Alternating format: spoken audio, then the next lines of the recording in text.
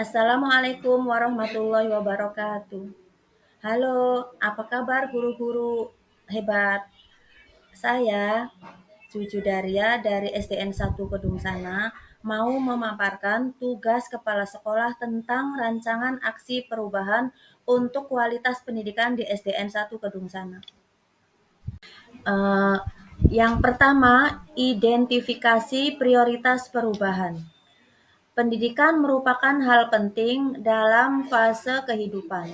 Menurut Ki Hajar Dewantara, pendidikan adalah pembudayaan buah budi manusia yang beradab dan buah perjuangan manusia terhadap dua kekuatan yang selalu mengelilingi hidup manusia, yaitu kodrat alam dan kodrat zaman.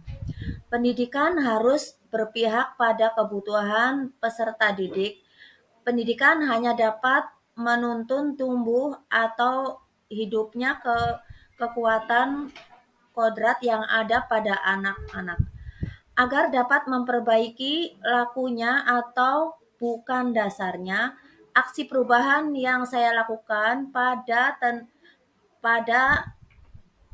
tentunya harus berpihak kepada murid. Aksi perubahan akan saya lakukan di SDN 1 Kedung Sana, Kecamatan Plumbon, Kabupaten Cirebon.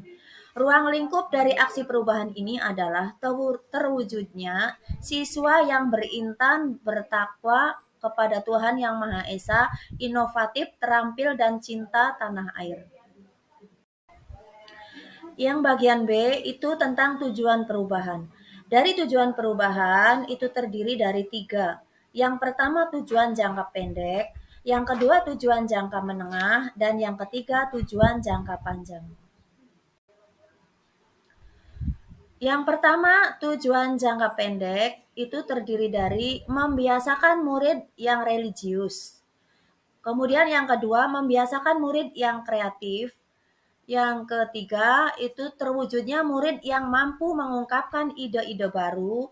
Dan yang keempat terwujudnya murid yang memiliki rasa cinta tanah air. Tujuan jangka menengah yaitu terwujudnya profil pelajar Pancasila. Yang ketiga, tujuan jangka panjang itu terdiri dari yang pertama terwujudnya generasi yang religius, yang kedua terwujudnya generasi yang peduli tentang NKRI.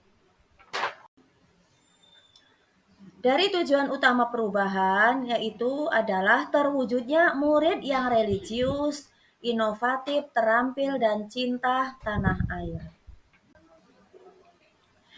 Yang bagian C itu tentang analisis sumber daya.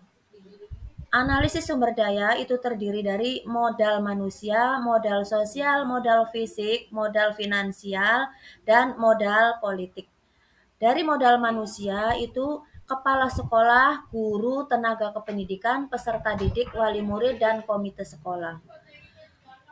Yang kedua modal sosial itu dari PGRI, komite sekolah, K3S, KKG, KKGO, dan KKGA. Modal fisik itu terdiri dari bangunan sekolah, perpustakaan, UKS, halaman sekolah, tempat parkir, dan sarana prasarana sekolah. Modal finansial itu dari dana BOS. Kemudian modal politik itu komunitas praktisi, dinas pendidikan, puskesmas, Pakuwu, dan Polsek. Yang keempat tentang rancangan aksi perubahan. Rancangan aksi perubahan itu terdiri dari 2 langkah.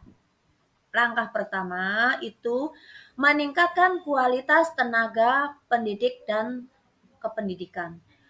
Yang kedua, tanggung jawab koordinator pengajaran dan guru terpilih. Artinya terpilih itu ada guru yang sebagai guru penggerak, kemudian guru-guru yang selalu mengikuti kemajuan zaman, misalkan seminar-seminar seperti itu. Kemudian yang ketiga itu waktu pelaksanaan mulai bulan depan hingga akhir tahun pelajaran. Yang keempat, indikator kinerja peningkatan nilai ujian siswa dan nilai ANBK. pada mata pelajaran yang diukur. Kemudian langkah yang kedua terdiri dari perubahan memerlukan sumber daya tambahan seperti pelatihan dan inventaris teknologi. Kemudian langkah berikutnya itu pelatihan guru-guru dalam pengembangan peningkatan pengajaran. Kemudian yang ketiga investasi dalam perangkat keras dan perangkat lunak dan dalam pendidikan. Kemudian kolaborasi dengan lembaga pendidikan untuk mendukung pelatihan tambahan. Yang bagian E itu adalah evaluasi dan pengukuran keberhasilan. Kunci keberhasilan sumber daya dan peran sumber daya. Yang pertama komitmen tim kerja. Yang kedua dukungan secara penuh dari semua stakeholder. Yang ketiga sumber daya manusia tim efektif yang berperan aktif membantu reformer dalam melaksanakan aksi perubahan. Yang keempat, sarana dan prasarana pendukung dari Dinas Pendidikan harus diperhatikan dengan baik. Yang terakhir adalah kesimpulan. Kesimpulan ini saya ambil dari dokumen-dokumen selama saya jadi kepala sekolah di SDN 1 Kedung Sana dari bulan April 2022 hingga sekarang tahun 2023. Itu adalah gedung sebelum ada perubahan. Kemudian melalui perubahan-perubahan sedikit demi sedikit sekolah alhamdulillah ada perubahan meningkat. Yang akhirnya SD saya alhamdulillah mendapat mutu terbaik tahun anggaran 2023 dengan mendapat bantuan BOS kinerja. Sekian pemaparan tugas dari saya. Kurang lebihnya mohon maaf. Saya akhiri saja. Wabillahi taufik wal hidayah. Wassalamualaikum warahmatullahi wabarakatuh.